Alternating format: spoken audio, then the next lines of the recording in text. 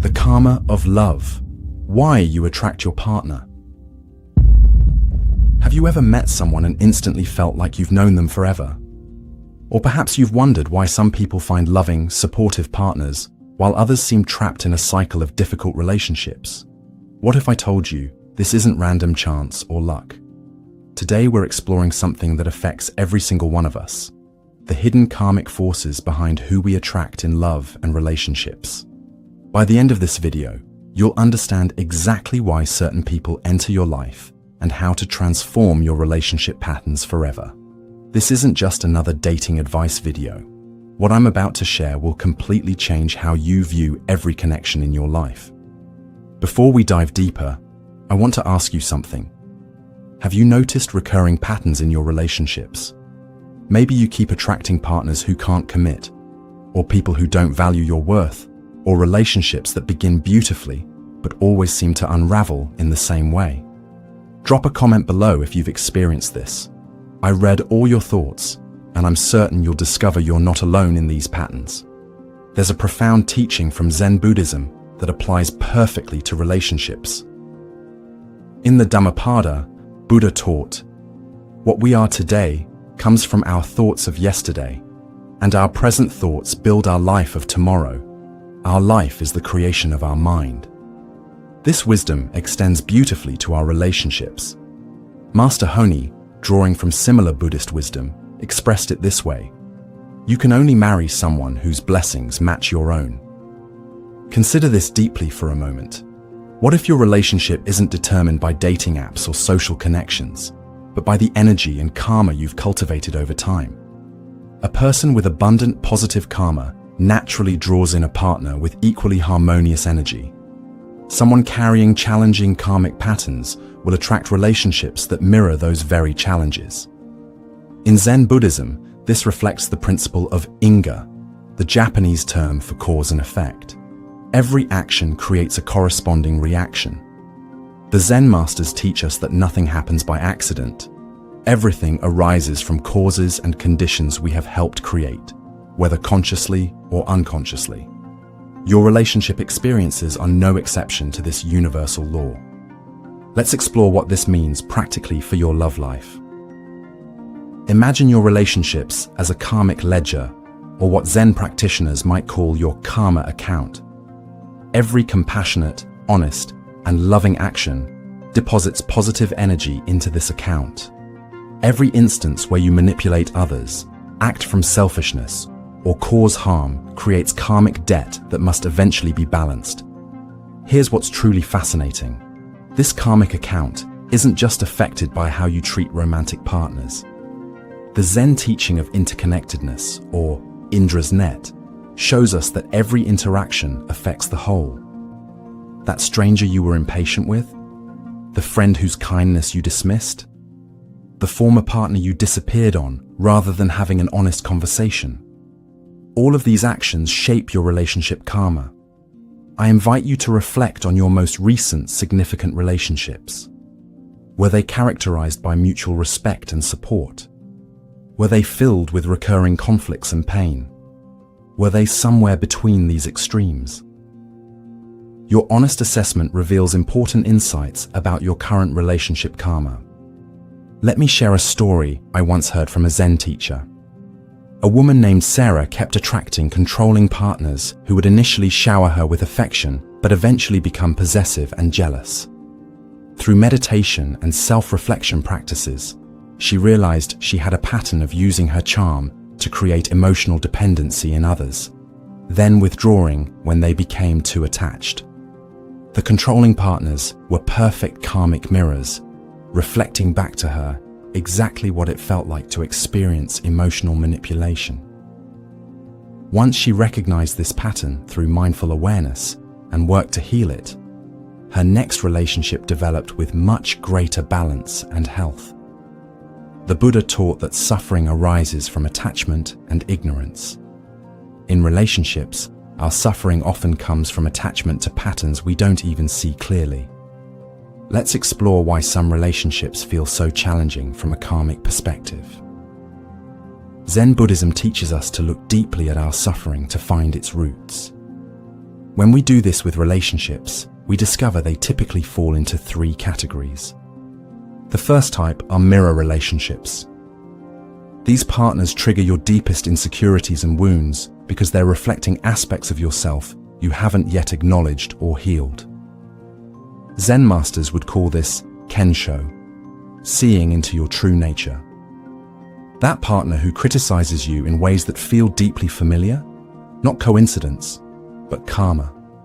That person who makes you feel unseen when visibility is your deepest need. A perfect karmic mirror. As the Zen saying goes, the obstacle is the path. These difficult relationships are actually doorways to profound self-discovery. Let me offer a practical application of this teaching. If you consistently feel unvalued in relationships, the Zen approach would be to ask, where might I be undervaluing myself or others? How might I be overlooking the inherent worth in all beings? The mirror always reflects in both directions. This is similar to the Buddhist practice of metta, or loving-kindness meditation, where we recognize that all beings deserve love and respect, beginning with ourselves. The second type are balance relationships. The ancient Buddhist texts speak of karmic debts and how they must eventually find equilibrium. These connections feel like you're balancing scales from past actions. Maybe you once betrayed someone's trust, and now you're experiencing a partnership where trust is the central issue. Or perhaps you once abandoned someone who needed you, and now you find yourself in a relationship where you feel abandoned. This isn't punishment, it's what Zen Buddhists would call mujo, or the natural flow of cause and effect toward balance. I once heard about a man named Tenzin who couldn't understand why his marriage was filled with financial struggle, despite both partners working diligently.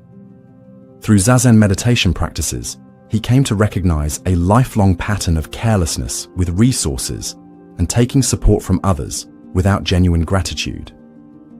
His marriage was offering him the opportunity to learn resource mindfulness and appreciation, core values in Buddhist practice. The third type are growth catalyst relationships. In Zen, we speak of shugyo, the rigorous training that leads to awakening. Some relationships serve exactly this purpose. They're specifically designed to help you grow in ways you've been resisting. That partner who won't let you hide from conflict might be exactly what your conflict-avoidant conditioning needs to transform. That heartbreaking separation might be the only experience powerful enough to awaken you to your true path. I'm reminded of a woman named Alexis, whose devastating divorce initially seemed like life's greatest tragedy, until it became the catalyst for her spiritual awakening and her discovery of Buddhist practice. She later understood that relationship had perfectly fulfilled its karmic purpose by guiding her toward her true path. As Zen master Dogen taught, when you find your place where you are, practice occurs. Now, let's explore how to transform your relationship karma to attract more harmonious connections. The Buddha provided a clear path toward liberation, and we can apply these same principles to free ourselves from repeating relationship patterns. The first step is right view, or seeing clearly. Look at your relationship patterns with honest awareness, without judgment or aversion. What themes keep repeating? What emotions arise most frequently? These patterns are your karmic curriculum. They show exactly what your consciousness needs to transform. This mirrors the Zen practice of shikantaza, just sitting with what is, observing without attachment. When we apply this to relationship patterns, we create space for profound insight to arise naturally, without forcing or analyzing. The second step is taking complete responsibility, what Buddhists would call right intention. This doesn't mean blaming yourself for others' harmful actions. It means recognizing how your choices, beliefs, and unhealed parts have contributed to your relationship experiences. Instead of asking, "Why does this keep happening to me?" the Zen approach asks, "How am I co-creating this experience?" This shift from victim consciousness to creator consciousness is transformative. I want to be absolutely clear. If someone has abused you, that is never your fault. But noticing if you keep choosing partners with similar concerning behaviors is a pattern you can become aware of and transform through mindful attention. The third step involves clearing karmic residue, similar to what Zen Buddhists call letting go or non-attachment. This requires emotional release work. You must forgive, not because others deserve forgiveness, but because holding on to resentment keeps you energetically tied to old patterns. As Buddha taught, holding on to anger is like drinking poison and expecting the other person to die. Write forgiveness letters you never send. Practice releasing ceremonies.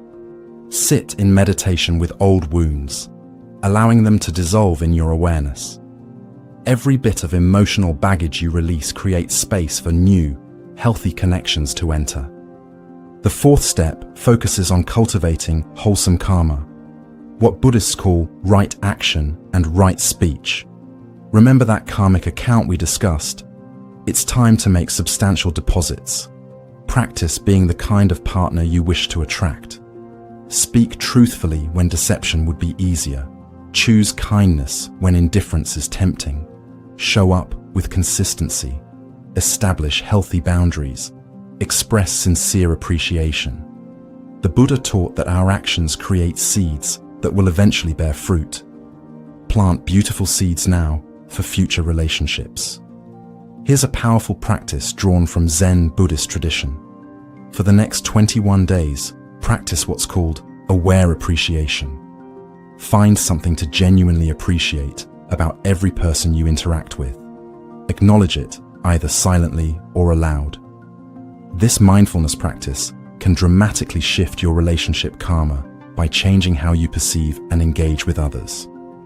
The fifth step involves transforming your core beliefs, similar to what Zen Buddhism calls changing your mind ground. If deep in your consciousness you hold beliefs like relationships always lead to suffering, or people will eventually betray me, you'll continually create that reality. In Zen, we understand that our thoughts create our world. Identify your fundamental beliefs about love and consciously choose new ones that align with the relationship you wish to experience. I once heard about a man named Jason who kept attracting emotionally unavailable partners. Through regular Zazen meditation, he discovered he carried a deep unconscious belief that truly being seen by someone would lead to rejection. The Buddha taught that, with our thoughts, we make the world.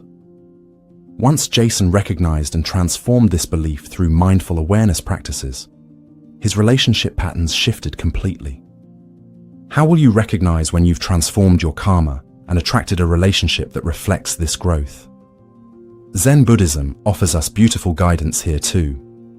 First, the relationship will feel both alive and peaceful, not dull peaceful, but what Zen calls nirvana, or calm abiding. You'll experience a deep sense that you can rest in this connection rather than constantly struggling to maintain it. Second, challenges will still arise, as they do in all of life, but you'll respond to them completely differently. Instead of triggering each other's wounds, you'll help each other heal. Difficulties become opportunities for deeper connection rather than threats to the relationship. This reflects the Zen teaching that the obstacle is the path. Every challenge becomes an opportunity for awakening. Third, you'll feel truly recognized and accepted, not just the carefully constructed self you present to the world, but your authentic being with all its complexities. In Zen Buddhism, this reflects the principle of tathata, or suchness, being seen and accepted exactly as you are. Fourth, the relationship will energize rather than deplete you. After spending time together, you'll feel more fully yourself, not less. This aligns with the Buddha's teaching that right relationships support our path rather than hinder it. Let me share something from my own practice. I noticed a pattern of attracting partners who were emotionally inconsistent, fully present one day and completely distant the next. Through meditation and self-inquiry, I discovered I was emotionally inconsistent with myself, harshly judgmental in some moments and overly indulgent in others.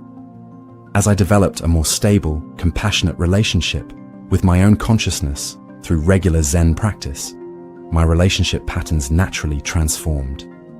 As the Buddha taught, peace comes from within. Do not seek it without. This doesn't suggest perfect partners have no imperfections. They certainly do.